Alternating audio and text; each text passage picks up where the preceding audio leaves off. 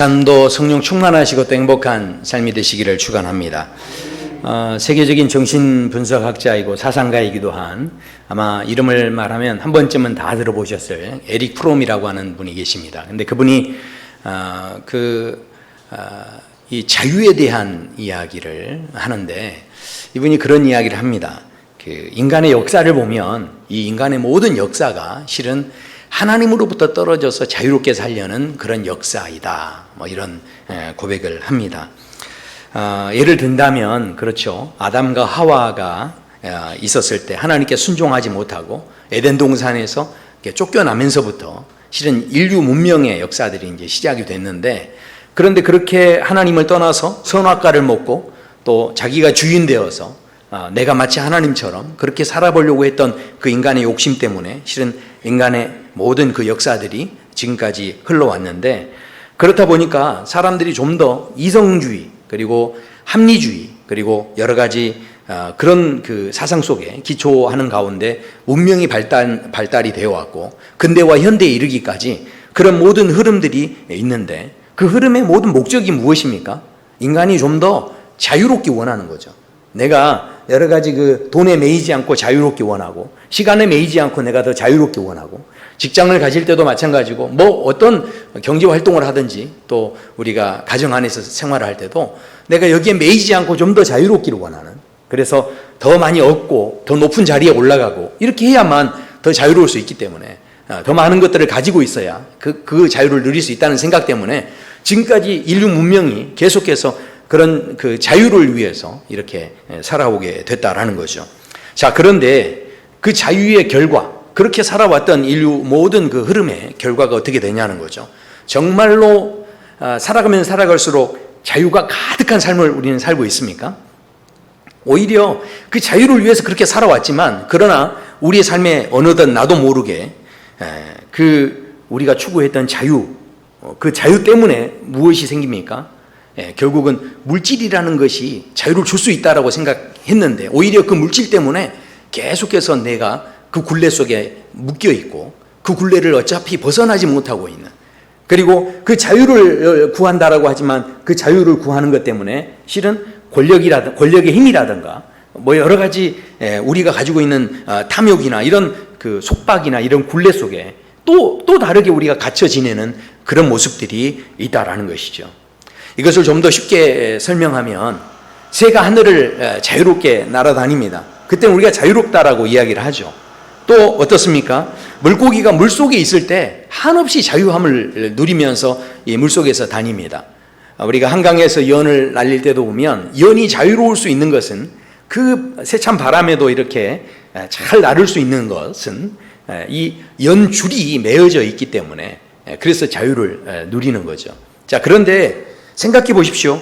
물고기가 자유를 원한다고 하면서, 야, 물속에 나 더 이상 갇혀있기 싫어 하면서 물 밖으로 나가면 그때부터 자유로울 수 있을까요? 그때부터 실은 자유가 아니라는 것이죠. 새가 하늘을 날다가, 야, 나 하늘 나는 게 너무 이제 지겨워 하면서 물속에 한번 들어가 본다 해서 물속에 들어가면 그러면 살 수 있겠습니까? 그럴 수 없는 거죠. 연도 자기에게 묶여있는 끈을, 내가 너무 나를 제발 이제 붙잡지 마, 나를 끊어줘, 나를 좀 놔줘 하면서 만약에 연줄을 끊어버리면 그럼 어떻게 되겠습니까?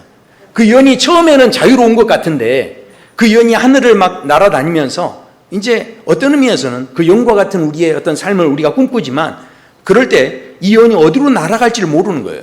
그러니까 막연한 어떤 죽음의 공포가 또 뭔가 우리를 속박하고, 내가 그렇게 자유를 원했지만 그것 속에서 뭔가 어디로 갈지 모르는 어떤 상황 속에 또 두려워하고, 그 두려워하는 그런 마음 속에서 어떻습니까? 이제는 그 끈마저 떨어졌기 때문에 한없이 고독을 느끼는, 우리가 분명히 자유를 이렇게 찾아간다라고 찾아가지만 오히려 또 고독이라는 그런 속박과 굴레 속에 나도 모르게 갇혀있는 그런 내 자신을 발견하게 된다라는 것이죠. 참 유명한 이야기인데, 예전에 제가 한번 했던 그런 이야기입니다. 어떤 분이 양파를 100개를 훔치다가 걸렸어요. 그래서 발각이 돼가지고 잡혀서 재판장에 이제 서게 됩니다. 근데 이 양파 100개를 훔쳤으니까 재판관이 뭐라고 재판을 하냐면, 당신이 아무튼 벌을 받아야 되는데 세 가지 벌이 있습니다. 세 가지 벌 중에서 하나를 택해서 받으라는 거예요. 첫 번째 벌은 뭐냐면 앉은 자리에서 훔친 양파 100개를 다 먹으라는 거죠. 그리고 이제 두 번째 벌은 뭐냐면 매를 100대를 맞으라는 겁니다. 그리고 세 번째 벌은 뭐냐? 바로 10만 원을 내라는 거예요. 자, 그러니까 재판장이 그 이야기를 하면서 그래도 내가 추천하기는 돈 10만 원 내고 끝내는 게 낫지 않겠냐 그러면서 이제 했습니다. 근데 그 말을 듣는데 이분이 그 10만 원도 내기가 아까운 거예요. 왜냐하면 생각해 보십시오. 그렇다고 해서 매를 만약에 맞는다 그러면 매 맞는 것도 싫은 거죠. 근데 첫 번째 제안했던 걸 보니까 양파가 건강에 좋다는데 그것도 공짜로 먹게 해준다는데 그러니까 10만 원 낼 필요 없이 그래서 양파를 한번 먹는 걸 도전해봐야 되겠다. 이번 기회에 몸이라도 좀 건강하게. 그래서 이제 자기는 이제 1번 이렇게 벌을 받겠습니다 하면서 양파를 먹기 시작하는데요. 이 양파를 한 10개가량을 먹으니까 이제 속에서 불이 나는 거예요. 그래서 아무리 먹으려고 해도 더 이상 양파를 먹을 수가 없는 거죠. 이건 뭐 구운 양파도 아니고 이거를 생양파를 그렇게 어떻게 10개를 먹으니까 이제 막 더 이상 먹을 수 없는 상황이 된 거죠. 그래서 먹기를 포기하고 안 되겠습니다. 그런데 또 돈 얘기는 아까운 거예요. 그래서 그냥 몸으로 때우자 그러면서 매를 때려 주십시오. 그러면서 매를 때려달라고 했는데 매를 맞는데 근데 이제 하도 이렇게 세게 맞아가지고 이 피가 나니까 더 이상 그 다음에는 맞을 수가 없는 거예요. 이게 그냥 맞을 때는 맞을만 했는데 이제 한 20대 넘게 맞으니까 이제 피가 나기 시작하니까 못 맞는 거예요. 그래서 이제 매도 못 맞겠구나 하면서 마지막에 그 10만 원을 내고 해결을 했다라는 거죠. 자, 이게 무슨 이야기입니까?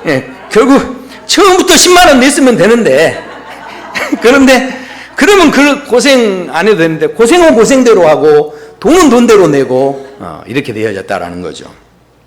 어쩌면요 우리가 인생을 살아갈 때 내가 정말 자유롭고 싶어하고 내 마음대로 살고 싶어하고 근데 하나님께서는 우리에게 늘 순종하라고 말씀하는데 그 하나님의 뜻을 따라가기가 싫은 거예요. 내가 더 자유롭고 싶은 거죠. 그래서 우리가 그렇게 자유를 따라가는데 그런데 어쩌면 제가 말씀드린 불순종의 삶이 이런 모습이 아닌가. 그러니까 고생은 고생대로 하고 돈은 돈대로 내게 되는 그런 삶이 될 수도 있다는 거죠. 생각해 보십시오. 하나님께서 우리에게 예배를 통해서 지금도 끊임없이 생명의 길이 어떤 길인지 진리의 길이 어떤 길인지 이 하나님의 말씀을 통해서 예배를 통해서 지금도 끊임없이 우리에게 말씀을 하고 계신다라는 거죠. 그러나 말씀을 들을 때 많은 분들이 아멘 하는 것 같지만 그러나 오른편 누가 형제가 뺨을 때리면 또 다른 편도 이렇게 오른편 뺨을 때리면 왼편도 돌려대라. 이 말씀대로 살면 늘 말씀드리지만 그걸 전문 용어로 뭐라고 합니까? 호구라고 하잖아요. 세상 사람들한테는 이렇게 말씀대로 살다가는 그런 이야기를 들을 수밖에 없는 그런 상황이다는 거죠. 그러니까 말씀을 들을 때는 아멘 해놓고 그 다음에 어떻게 됩니까? 세상에서는 이걸 적용하고 사는 게 너무 답답한 거죠. 그리고 이 말씀대로 산다는 게 힘들어서 결국은 자기 경험대로 자기가 합리적으로 생각했을 때 또 자기가 이성적으로 생각해 봤을 때 그래도 이것이 제일 좋다라고 생각하는 어떤 자기 나름대로의 방식을 선택하면서 누구의 간섭도 받지 않고 자유롭게 살고 싶어하는 그런 마음을 가지고 실은 이 땅에 있는 사람들이 살아간다는 거죠. 그러나 그렇게 자기가 생각하는 합리적이고 옳은 그런 방법들에 대해서 성경은 분명히 그것이 불순종이다라고 말씀하고 있습니다. 구약 성경에 보면요 실은 이 순종에 대한 이야기가 구약 성경뿐만 아니라 신약 성경에도 굉장히 많이 나옵니다. 자, 그런데 뭐 구약 성경에 특히 이제 순종이라는 말씀이 나오는데 생각나는 게 있지 않습니까? 순종이 제사보다 낫다. 이런 말씀, 아주 유명한 말씀들이죠. 근데 그런 말씀뿐만 아니라 순종하면 뭐 복을 받고 불순종하면 저주를 받는다. 뭐 이런 말씀들이 나오는데 벌을 받는다고 하는데 실은 결정적인 아주 이 순종에 대해서 대단히 우리의 마음을 설레게 하는 그런 말씀이 있는데 그것은 바로 신명기 28장의 말씀입니다. 신명기 28장을 보면요 우리가 순종을 하면요 어떻게 하시냐면 하나님께서 이렇게 하신다는 거예요. 성읍에서도 복을 받고 들에서도 복을 받고 그다음에 내 몸에 자녀들이 복을 받고요. 토지가 복을 받고 세상에 어떻게 해요? 짐승도 복을 받는다는 거예요. 그리고 더 깜짝 놀라는 건 집에 밥그릇들이 다 복을 받는다는 거죠. 너무 기가 막히지 않습니까?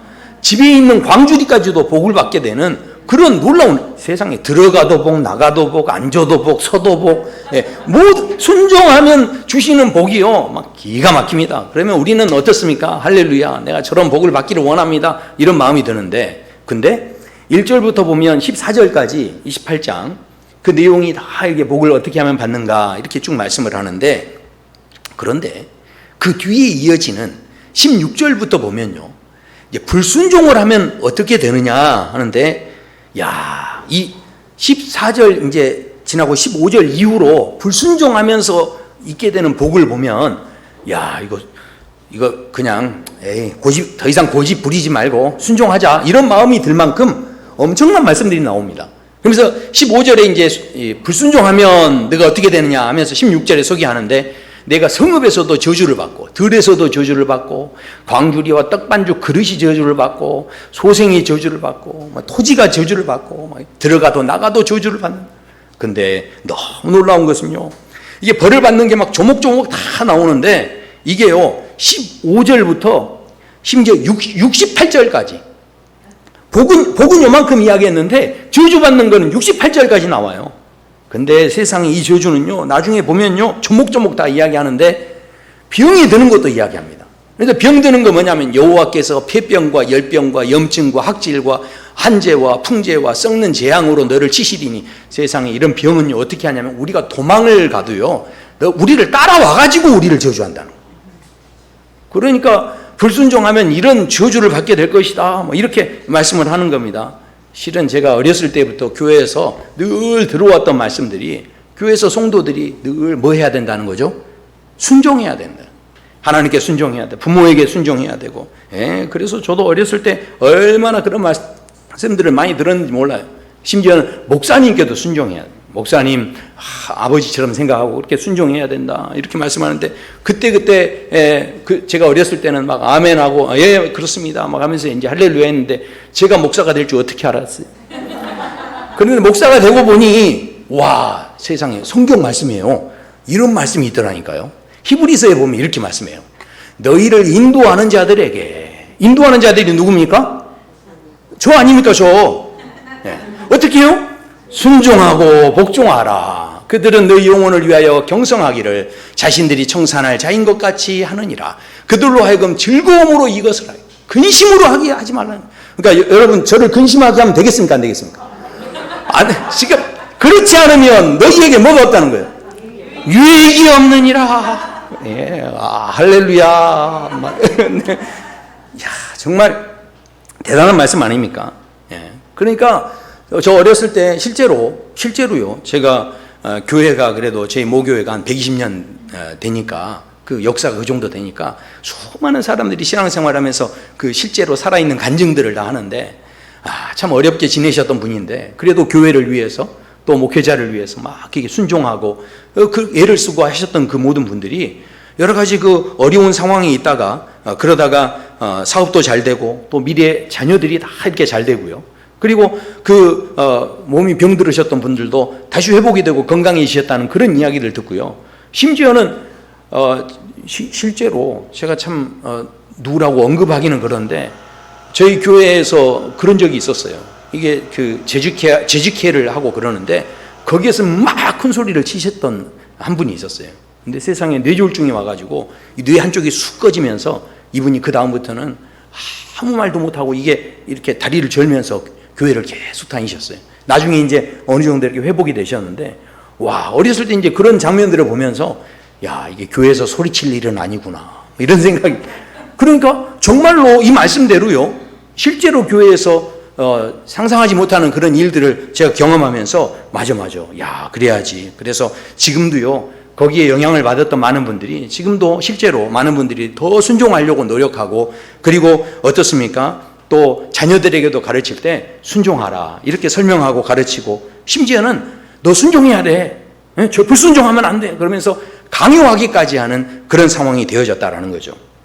그런데 그렇게 강요를 하다 보니까 이제 순종하라 순종하라 그렇게 강요만 하다 보니까 정말 중요한 것은 원래 이 순종이라고 하는 그 자체의 의미, 이 순종이라고 하는 것에 대해서 그 원래 있었던 그 순수한 의미가 있는데 그 의미는 온데간데 없어지고 이것을 가지고 다 어떻게 합니까? 뭐 조금만 잘못하면 순종해야지 이렇게 하면서 자기 말 잘 듣게 하려고 하는 이런 식으로 이제 이 순종을 이렇게 사용하게 되는, 본래 순종의 의미는 더 생각하지 못하고 그렇게 강요해버리니까 이제 어른들이 어떻게 합니까? 청년들이 말을 안 들으면 순종해야지 이렇게 하니까 청년들은 계속해서 그 순종의 의미는 제대로 듣지 못하고 강요받다 보니까 마음속에 그게 거부감이 생기고 부담감이 되어지고 이 하나님 말씀에 대해서 더 순수하게 받아들이지 못하게 되는 이제 그런 상황이 되어져 버렸다라는 거죠. 그래서 요즘에는요, 이 세상 사람들에게 뭐 순종하라 뭐 하고 뭐 이런 이야기 하지 않습니까? 그러면 무슨 소리를 듣냐면 꼰대라는 소리, 꼰대. 꼰대는 난 더 이상 당신과 함께하고 싶지 않습니다 이런 뜻이에요. 그러니까 우리가 이 꼰대라는 소리를 들으면 안 되는 거죠. 성경에 보면요, 에베소서 6장에 보면 부모님도 자칫 잘못하면 꼰대가 될 수 있어요. 근데 에베소서 6장에 보면 무슨 말씀이 나오냐면 자녀들아 주 안에서 너희 부모에게 순종하라 이것이 옳으니라. 아멘. 근데 저는 어렸을 때 이 말씀을 얼마나 많이 들었는지 몰라요.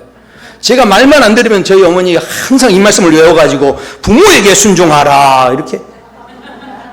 그러니까 이 말씀을 들으면 다시 기가 죽어가지고 예 맞습니다 어머니 순종해야죠 이렇게 했다는 거죠. 어느 인질범이 할머니를 탁 이렇게 인질로 잡았어요. 그래가지고 인질로 잡으면서 그 할머니에게 저 집에 며느리 그 전화번호를 달라고 해가지고 며느리 전화번호를 탁 받아가지고 전화를 했어요. 그리고 며느리한테 이렇게 이야기를 했대요. 너희 시어머니를 인질로 잡고 있다. 그러니까 시어머니를 살리고 싶다면 1,000,000원을 나한테 입금해라. 그랬대요. 그러니까 며느리가 그 말을 듣고서는 어림없는 소리 말아라. 어? 네 마음대로 해라. 그랬다는 거예요. 그러니까 이 인질범이 얼마나 기가 막혀요. 예, 그래서 인질범이 그 며느리한테 이렇게 한마디를 했대요. 근데 그 한마디를 하자마자 며느리가 깜짝 놀래가지고 아이고 제가 농담도 못하네 농담도 얼른 계좌번호 되세요. 뭐예요 계좌번호. 이렇게 계좌번호 되라고 했다는 거예요. 인질범이 뭐라고 했냐면 이렇게 말했대요. 그러면 너희 시어머니 너희 집으로 도로 데려다 놓는다? 그랬다는 거예요. 어쩌면 실은 분명히 이 말씀에서는 너희 부모를 공경하라 순종하라 이렇게 되어 있지만 그러나 이 말씀대로 진짜 사람들이 살아갑니까? 점점 그런가요? 점점 자기 마음대로 사는 거예요. 자기 마음대로. 공경이고 뭐고 실은 자기 불편하면 싫은 거예요. 예. 정말 이 말씀대로 그렇게 순종하면 뭐 복이 있고 뭐 그런다고 하지만 실제로 사람들은 이 순종의 말씀을 이 좋은 말씀을 강요로만 받다 보니까 이제 거기에 상처를 받아가지고 이 말씀을 제대로 받지 못하고 오히려 부담을 느끼고 더 이상 듣지 않으려고 하는 이제 그런 말씀 정도로만 이렇게 생각을 하게 된다라는 것이죠.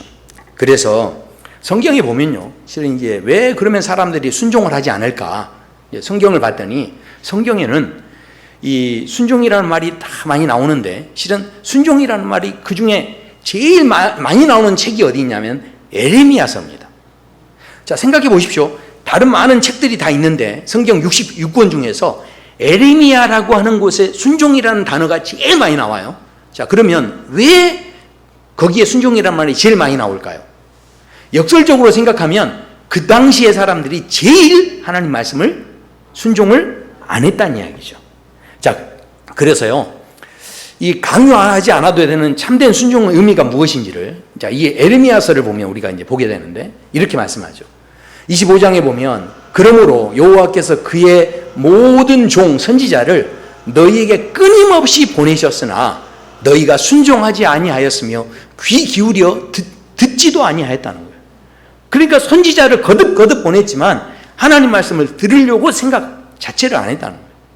자, 이런 그 상황 속에 있었는데 제가 이제 한 가지 좀 사건을 소개해 드리면 이스라엘이 이 북이스라엘과 남유다로 이렇게 나뉘어졌죠. 근데 이 남유다가 망할 때 바벨론에 의해서 망하게 됩니다. 근데 망했을 때 이 바벨론 사람들이 쳐들어와서 딱 망한 다음에 우리가 이제 조공도 바치고 바벨론을 잘 섬기겠습니다. 이제 이렇게 이제 한 거예요. 자, 그렇게 했는데, 그런데 한참을 하다가 이때 시드기야 왕이 바벨론에게 더 이상 하기 싫은 거예요. 그래서 배반을 한 거예요. 이제 더 이상 당신 섬기지 않겠습니다. 이렇게 이제 해버린 거죠. 그러니까 바벨론이 화가 나가지고 복수하기 위해서 다시 쳐들어와서 예루살렘을 다 포위를 한 거죠. 그러니까 그냥 처음에 공격해 왔을 때하고는 지금 상황이 다른 거죠. 왜냐하면 지금은 말을 안 들으니까 더 혼내려고 오는 거죠. 그러니까 이 전쟁의 강도가 훨씬 커진 거죠. 그래서 사람들이 너무 막 두려워하는 거예요. 그때 에레미야 선지자가 뭐라고 하냐면 항복해라는 거예요. 항복하면 너희 모두가 살 것이다. 이렇게 이야기를 합니다. 자, 그런데 그 말씀을 전했지만 이 사람들이 뭐라고 하냐면, 야, 안 그래도 우리가 지금 독립운동 해가지고 나라를 제대로 세워보려고 하는데 에레미야 선지자 네가 그런 말을 해? 그러면서 우리의 사기를 떨어뜨리는 나쁜 놈 하면서 어떻게 하냐면 에레미야를 구덩이에 던져버립니다. 그러니까 구덩이에 이제 빠져가지고 이제 감옥에 가둬놓은 거죠. 그래서 못 나오는 거예요. 근데 그때 시드기야 왕이 이 몰래 이제 가가지고 이 에레미야를 구덩이에서 꺼냅니다. 그래가지고 이제 조용히 물어봐요. 뭐라고 물어보냐면, 야, 정말로 우리가 항복하면 살 수 있겠느냐? 이렇게 물어봅니다. 그랬더니 에레미야가 뭐라고 하냐면, 예, 바벨론 왕과 그 고위 관직들에게, 고관들에게 다 이제 항복을 하시면 왕만 사는 게 아니라 왕의 가족들도 다 살 겁니다. 이렇게, 그러니까 반드시 순종하십시오. 이제 이렇게 이야기를 합니다. 그랬을 때 시드기야가 자기 속마음을 이야기해요. 자, 이때 이 시드기야가 뭐라고 이야기를 하냐면 이렇게 이야기를 합니다. 시드기야 왕이 에레미야에게 이르되 나는 갈대아인에게 항복한 유대인을 두려워하노라. 갈대아인이 누구냐면 바벨론인 사람들이에요. 그러니까 이미 한번 공격을 당할 때 막 항복하고 포로로 잡혀간 사람들이 있잖아요. 그러니까 이런 사람들이 있는데 그런 유다 공동체가 이미 바벨론 안에 있는 겁니다. 근데 이제 자기도 항복해가지고 잡혀가면 그때 처음에 항복했던 사람들이 다 뭐라고 했겠습니까? 에이, 전 나쁜 놈 하면서 이제 했을 수도 있겠죠. 그러니까 그렇게 먼저 잡혀간 사람들이 이제 뒤늦게 잡혀온 이 시드기야를 보면서 뭐라고 할 거죠? 조롱하면서, 그러면서 어떻게 하겠습니까? 야, 그럴 거면 차라리 처음부터 항복을 하지. 니 잘났다. 뭐 이렇게 하면서 이제 예를 들어서 막 조롱하고 여러 가지 그런 멸시를 하고 심지어는 자기를 공격해서 자기가 죽음을 당하면 어떻게 하냐. 걱정이 되는 거예요. 그래서 자기가 지금 여기에서 어떻게 해야 될지 모르겠다. 이제 이런 이야기예요. 그러니까 결국은 무슨 이야기입니까? 분명히 하나님이 주시는 말씀이고 시드기야가 구덩이에서까지 꺼내서 하나님 뜻을 알고자 이 에레미야에게 그 말을 들었지만, 그러나 그 하나님의 말씀을 제대로 듣고서도 아주 분명한 음성으로 들었음에도 불구하고 순종하지 못하는 게 무슨 이유 때문이었습니까? 결국은요, 너무 복을 받고 벌을 받지 않고 하는 이 구조 속에만 갇혀서 순종에 집중하지 못하고 그저 어떻게 하면 내가 복을 받을까? 어떻게 하면 벌을 받지 않을까? 여기에만 매여 있다 보니까 이 순종의 자리로 나아가기가 어려웠다라는 것이죠. 생각해 보십시오. 내가 여기에서 순종을 하면 어떻게 되는 겁니까? 그냥 에레미야의 말대로 살아날 수는 있을지 몰라도 거기에 가면 사람들에게 또 해코지 당하고 어려움을 또 당할 수 있으니 차라리 거기에 가서 어려움을 당하느니 여기에서 그냥 어려움 당하고 어떻게든 버티다 죽는 게 더 낫지 않겠느냐, 이러면서 머릿속으로 이게 계산이 되기 시작하는 거예요. 그러면 이게 계산이 되기 시작하면요 어떻습니까? 이렇게 해보나 저렇게 해보나 별 차이가 없지 않습니까? 그러면 이제는 순종 자체가 의미가 없어져 버리는 거예요. 하나님이 아무리 순종하라고 말씀을 주셔도 내가 이것을 가지고 머릿속에서 이리저리 재보고 여기에 대해서 견적이 나와야 되는데 견적이 안 나오면 순종을 안 하는 거죠. 자, 이게 지금 무슨 이야기냐면 시간이 좀 더 흘렀어요. 시간이 좀 더 흐른 다음에 또 그 안에서 독립운동이 일어난 거예요. 그래서 총리를 죽여버려요. 나중에 총독을 죽여버립니다. 자, 바벨론에서 세운 총독인데 그 총독이 죽게 돼요. 근데 그 사건이 있으니까 이 사람들이 마음에 이제 걱정이 되는 거예요. 바벨론이 또 복수를 하면 어떻게 하나. 그러면서 너무 걱정돼가지고 이 사람들이 생각하기에 야, 여기 있을 게 아니라 바벨론보다 그래도 좀 이 힘의 세기가 있는 애굽으로 우리가 돌아가면, 거기로 가면은 망명을 하면 우리가 좀 이렇게 살 수 있지 않겠느냐. 그래서 이 사람들이 어떻게 하냐면 에레미야를 찾아가서 세상에 이렇게 질문을 합니다. 뭐라고 하냐면 이런 말을 해요. 에레미야 이제 42장으로 가보면, 우리가 당신을 우리 하나님 여호와께 보내면 그의 목소리가 우리에게 좋든지 좋지 않든지 막론하고 순종하려 함이라. 그러면서 내가 어떤 말을 듣든 하나님이 이렇게 말하든 저렇게 말하든 우리가 이게 좋든지 나쁘든지 우리가 순종하겠습니다. 이러면서 자, 우리가 여호와의 하나님 목소리를 순종하면 우리에게 복이 있겠습니다. 이러면서 에레미야에게 갔어요. 그러니까 에레미야가 그 말을 듣고 10일 동안 기도하러 간 거예요. 그래서 하나님의 응답을 들으러. 근데 하나님께서 어떻게 응답해 주셨느냐? 이 사람들의 질문은 뭐였습니까? 여기에 남아 있을까요? 아니면 애굽으로 도망갈까요? 이거였는데, 자, 그런데 하나님께서 뭐라고 하셨느냐? 자, 42장 19절에 이렇게 말씀하죠. 유다의 남은 자들아, 여호와께서 너희를 두고 하신 말씀에 너희는 애굽으로 가지 말라. 애굽으로 가지 말라. 너희를 애굽을 두려워하지, 바벨론을 두려워하지 말라는 거예요. 애굽으로 가지 말라. 그리고 다시 이야기하는데 항복하라는 거예요. 그러니까 이 사람들이 막 화가 나가지고 에레미야한테 뭐라고 하냐면, 야, 이 거짓말장이야. 그러면서 너 지금 바룩이 너를 선동해가지고 너희 대적들이 우리 지금 이야기해서 우리를 지금 이곳에 머물게 해서 우리를 지금 고생시키려고 이렇게 하는구나. 우리를 속이는 자여. 막 하면서 막 이 사람들이 노발대발하면서 어떻게 하냐면, 그래도 지금 보기에 어디가 제일 안전한 거예요? 애굽으로 내려가는 게 제일 안전한데 무슨 소리를 하고 있냐 하면서 사람들이 들고 일어나가지고 에레미야까지 붙잡아가지고 같이 애굽으로 데리고 가버립니다. 그러니까 순종한 겁니까? 못한 겁니까? 순종 안 한 거죠. 자, 분명히 처음에 말할 때는 하나님이 무슨 말씀을 하든지 좋든지 좋지 않든지 막론하고 순종하겠습니다 해놓고도 순종을 못하는 것은 무슨 이유 때문입니까? 순종 자체에 집중하고 있는 게 아니고 어떻게 하면 내가 복을 받을까? 어떻게 하면 유리한가? 어떻게 하면 이게 불리하지 않을까? 어떻게 하면 벌을 받지 않을까? 여기에만 매여 있다 보니까 여기에 따라서 하나님이 무슨 말씀을 하시든지 순종을 하지 못하고 그 말씀을 무시하게 되는 쪽으로 갈 수밖에 없다라는 것이죠. 그래서요, 오늘 이 하나님의 말씀에 순종한다는 것이 무엇인지, 진짜 의미가 무엇인지를 오늘 본문의 말씀에서 우리에게 도전하시는데, 자, 이 순종이 도대체 뭐냐? 자, 우리 16절의 말씀을 한 목소리로 함께 합독하시겠습니다. 너희 자신을 종으로 내주어 누구에게 순종하든지 그 순종함을 받는 자의 종이 되는 줄을 너희가 알지 못하느냐? 혹은 죄의 종으로 사망에 이르고 혹은 순종의 종으로 의에 이르느니라. 아멘. 우리는 대부분 순종을 하면요, 복을 받을 것인가 아니면 순종하지 않으면 벌을 받을 것인가, 이 복과 벌에 대한 이야기만 생각하고 있는데, 그런데 오늘 말씀에서는 뭐라고 말씀합니까? 누구에게 순종하든지. 무슨 이야기입니까? 이 순종은요, 단순히 복과 벌을 받는 의미가 아니라 이 순종은 누구와 내가 관계되어지느냐의 문제라는 것이죠. 그러니까 내가 마귀에게 순종을 하면요, 마귀하고 관계가 되고요, 하나님께 순종하면요, 하나님과 관계가 된다는 거예요. 그러니까 단순히 이것 가지고 내가 이득을 보느냐 안 보느냐의 차원이 아니고, 진짜 순종의 본래 의미는 이것을 통해서 내가 하나님과 끊을 수 없는 관계, 하나님과 이 맺어지는 그런 놀라운 관계, 능력이 되어질 수 있다는 것을 말씀하고 있다는 거죠.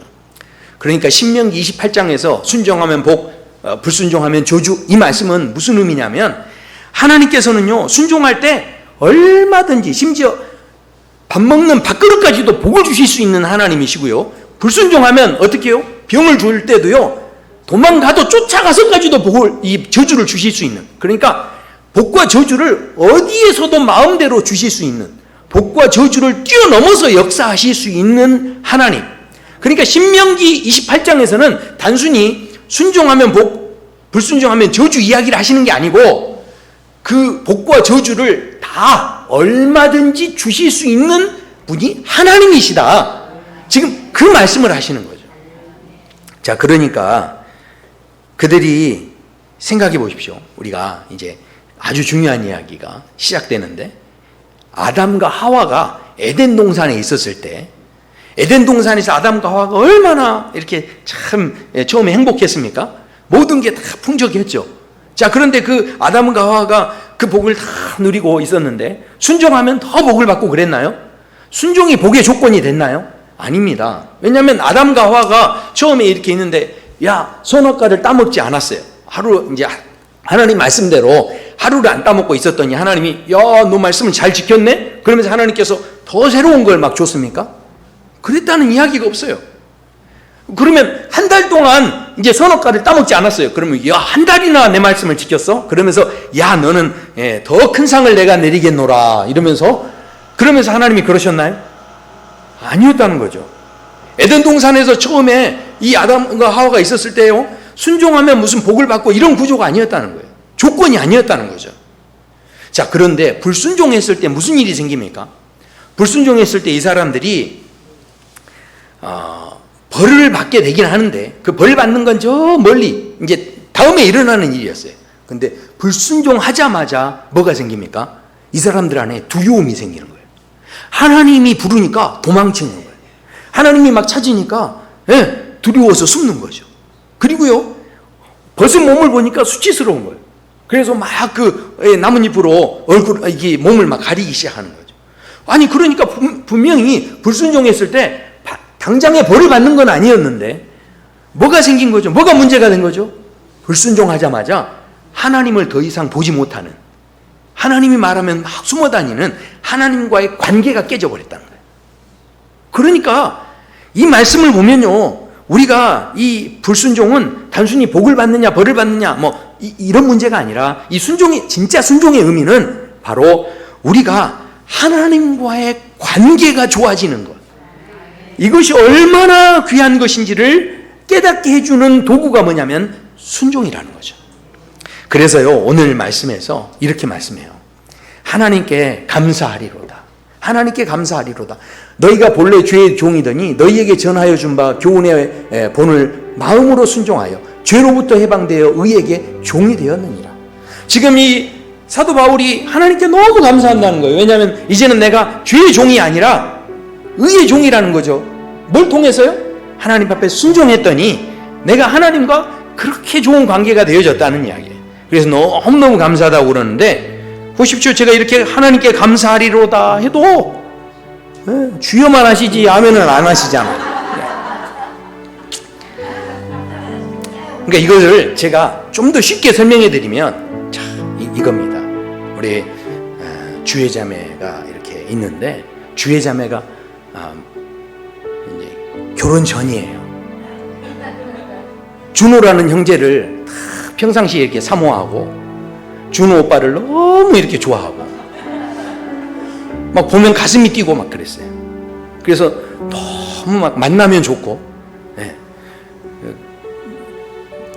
그 남자가 지나가면 그 남자의 향기가 막 느껴지고, 이렇게 막 사모하는 마음이 막 있는데, 근데 평상시 말도 안 하던 준호 형제가 와가지고, 주혜야, 나 오늘 밥 좀 사주라, 이렇게 이야기하는 거예요. 자, 그러면 우리 주혜자매는 돈도 없는데, 아니 나한테 맡겨둔 게 있어? 언제 나를 봤다고 밥 사달라고 그래? 이렇게 할까요? 나 밥 좀 사주라 그러는데 주혜자매는 너무 좋은 거예요. 수많은 아가씨들이 있는데 그 중에서 누구한테 사달라는 거예요? 나한테 사달라, 나한테. 그러니까 얼마나 행복해. 자기가 사모하고 자기가 막 기뻐하고 자기가 막 흠모하는 그 남자가 밥 사달라고 그러면 마음이 얼마나 좋겠어요. 그러니까요, 지금 오늘 사도 바울이 내가 너무 기쁘고 감사합니다 이렇게 이야기하는 것은 하나님께서 말씀하시는 거예요. 야, 너희들 나한테 예배 드려라. 나한테 와서 너희들 찬양해. 너희들 순종해. 그러면서 여러 가지 말씀들을 우리에게 주시는데, 사랑해, 형제를 용서해, 그러면서 이 말씀을 주시는데, 하나님이 주시는 이 말씀이 그저 내가 할 수 없는 일로 우리를 주시면서 막 억누르는 그런 말씀이 아니라, 예배드리라는 말을요, 저기 길거리 막 돈 벌러 다니고 막 바빠가지고 가는 사람한테 와서 나 좀 예배해줘 이렇게 말씀한 게 아니라는 거죠. 나에게 예배하라는 말은 실은 아무에게나 하는 말이 아니었다는 거예요. 예배를 드리는 것은, 주일을 우리가 성수하라고 하는 것은요, 우리를 부담 주려고 하는 말씀이 아니고요, 그렇게 우리에게 도전하시는 것은 함부로 실은 하나님이 그렇게 말씀하시는 게 아니에요. 바로 의의 종으로 자기의 택한 자녀들에게만 하시는 말씀이 예배하라는 거예요. 세상 사람들에게 붙잡으면서 야, 너 기도해 이렇게 하지 않으시는 거예요. 이제 우리는 어떤 존재가 됐다는 거죠? 하나님을 예배할 수 있는 존재가 된 거예요. 너희가 기도하면 내가 들어줄게, 너희가 찬양하면 내가 받아줄게, 그러면서 그 찬양과 기도를 허락해 주시는 거예요. 이게 단순히 순종하면 뭐 복을 받고 아니면 뭐 벌을 받고 이런 문제가 아니라는 거예요. 순종이라는 것은요, 하나님과 내가 끊을 수 없는 관계가 돼버리는 거예요. 세상 사람들은 절대 할 수 없는 예배를 드릴 수 있는 그런 존재로 내가 살게 되어졌다라는 것이죠. 이것이 절대로 무거운 짐이 아닙니다. 예수님께서 이 땅에 오셨는데 하나님께 순종하셨죠. 예수님께서 그렇게 순종하실 때 어떻게 하셨습니까? 예수님께서 순종하셨을 때, 예수님이 내가 이 순종함으로 복을 받아야지 이러면서 순종하셨나요? 아니죠. 예수님께서 순종하실 때는요, 복 받으신 게 별로 없어요. 예수님이 순종하셨을 때 어떻게 됩니까? 육신의 몸을 입으니 얼마나 불편하셨겠어요. 근데 그 갇혀있고 답답한 곳에 태어나셨어요. 그래서 또 고생하십니다. 그리고 순종하셨더니 매를 때려요. 매를 맞습니다. 순종하셨더니 어떻게 됩니까? 조롱을 당합니다. 순종했더니 어떻게 됩니까? 피를 흘립니다. 순종하면 할수록 어려움을 당하는 거예요. 자, 그런데요, 너무 놀라운 것은 그 순종의 끝자락에서 십자가를 다 지셨는데, 그런데 그때 사람들이 고백하는 거예요. 이는 진짜 하나님 아들이다. 그러니까 순종하면 순종할수록 사람들이 더 이상 이제 의심하지 않는 거예요. 하나님의 아들이 되어버린 거예요.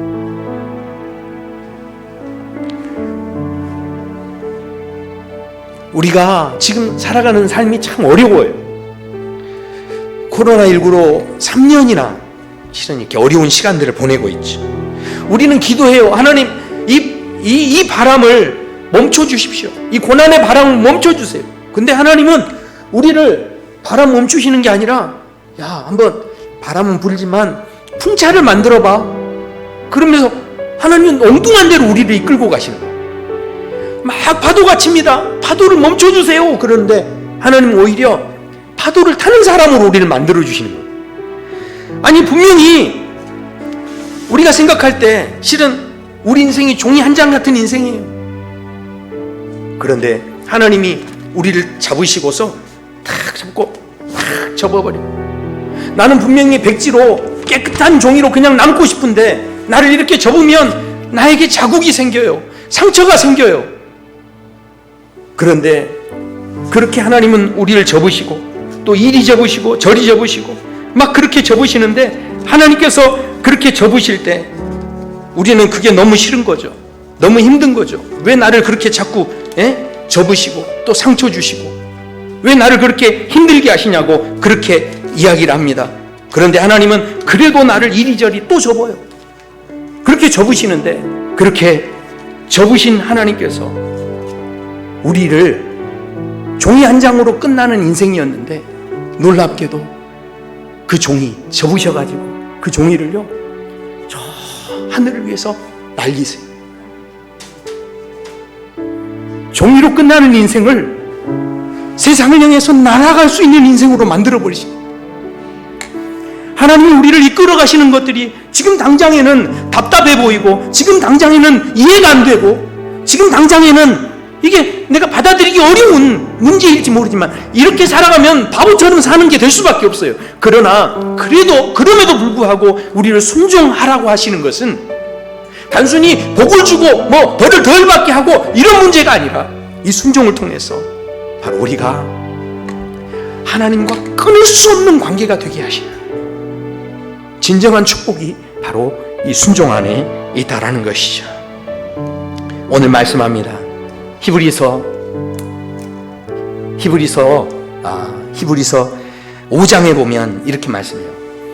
8절 9절에 그가 아들이시면서도 받으신 고난으로 순종함을 배워서 온전하게 되셨습니다. 자기에게 순종하는 여기 있는 모든 사람들에게 영원한 구원의 근원이 되셨도다. 아멘. 이 놀라운 순종의 축복, 이 순종의 은혜, 이 순종의 깊이를 마음껏 누리시는 우리 모든 성도 여러분의 삶이 되시기를 축원합니다. 함께 찬양하시겠습니다.